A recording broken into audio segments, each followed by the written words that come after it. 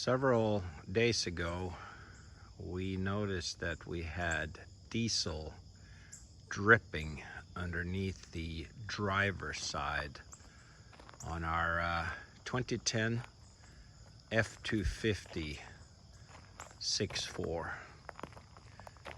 So I started my investigation. Underneath here is the water separator drain.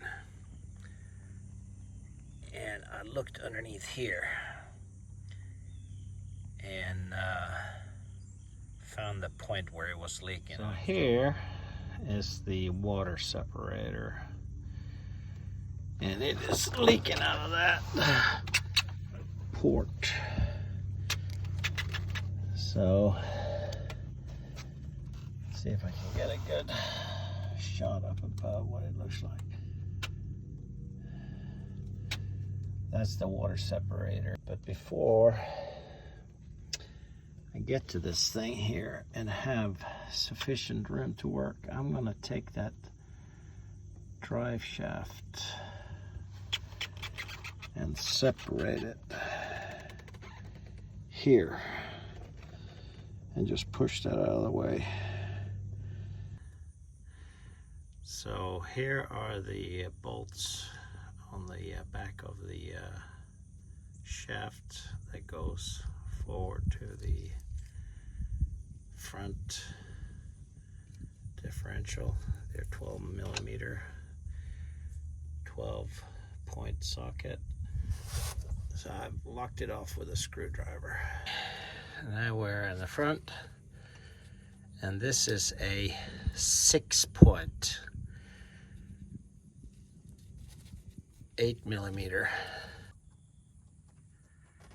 All right, so we have removed the drive shaft, and now we have some elbow room.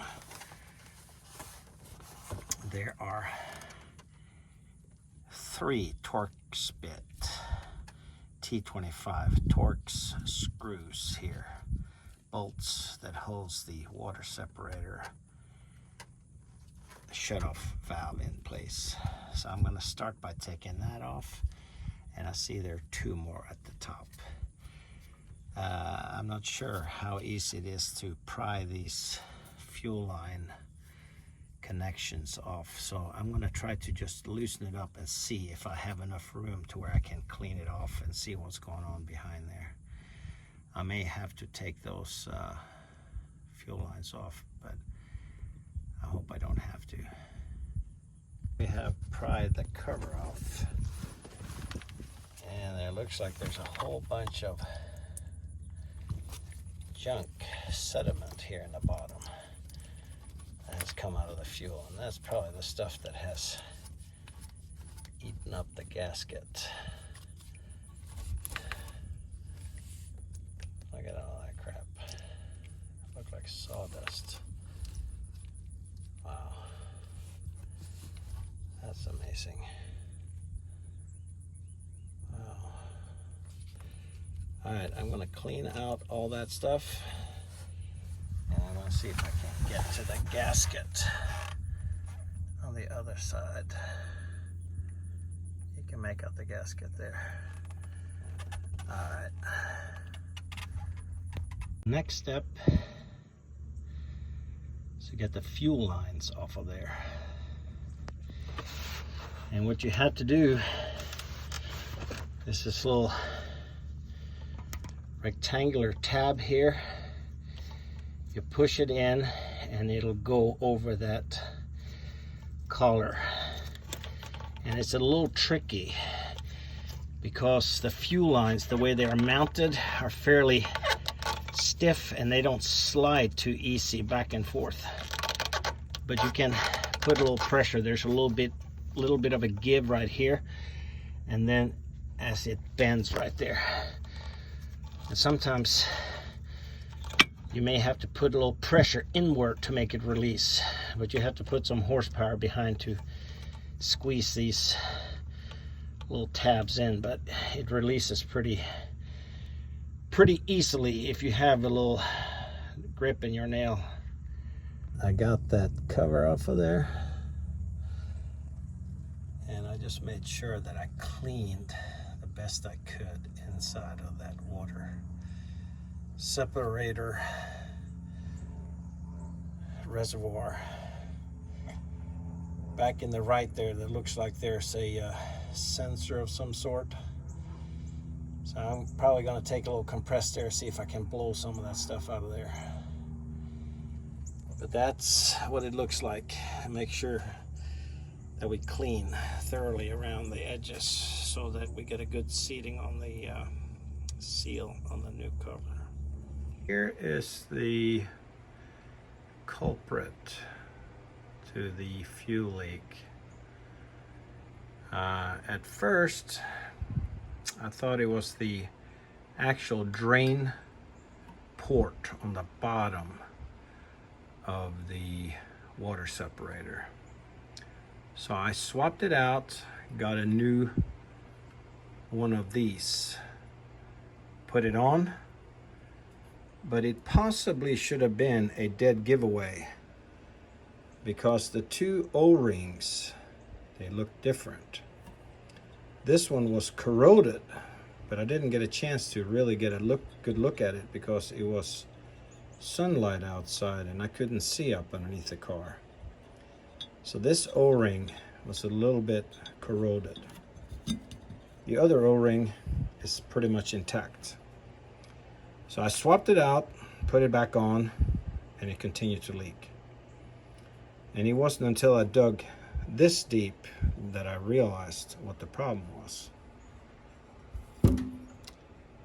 This is the bottom part where the water reservoir, the water that's been separated out of the water separator ends up. And there was a lot of sludge, and that's probably what caused this corrosion. So it has corroded all the way through, and then it drained through on the inside. And here is the gasket, and that was there. And we can see how it has separated right there, and that's where the drip was. So I went to Ford and I got this. They call this a water separator service kit. This is for a 2008 to 2010 Ford F-250. It's going to run you about $200, but I'm afraid you don't have much choice. So now we can compare the two. This is what the new one looks like. And it comes with a gasket already installed, and the water drain is already installed. So if you factor that in, this thing here was about $30 on Amazon, and that gasket was about $50. But it comes already assembled. So it's not too bad if you think about it in that way. But that's the culprit. And then I took compressed air and cleaned out this collector area down here. It was full of sludge. So now, and then I cleaned all the way around here, so I'll make sure we get a good seal when we put the new one on there. Here the cover is back on. And the way I did this is that I put the fuel lines on the cover before I mounted it. Because in the process of putting this thing, or taking the other one off, I had to pull and push, and it wasn't, these lines are not that flexible, and I think it's easier without taking this mounting clip bracket off in the front or way here in the back. It was easier. I found it easier to just put it back on after or before I put the cover back on. So now we're going to start it up and see if it's leaking. I've turned on the ignition and I don't see any type of indication of any type of leak. From the fittings, from the drain plug around the housing. Alrighty, let's listen to that 6/4 hum, and there is no sign of leak, so I think that cured it. Another successful job accomplished.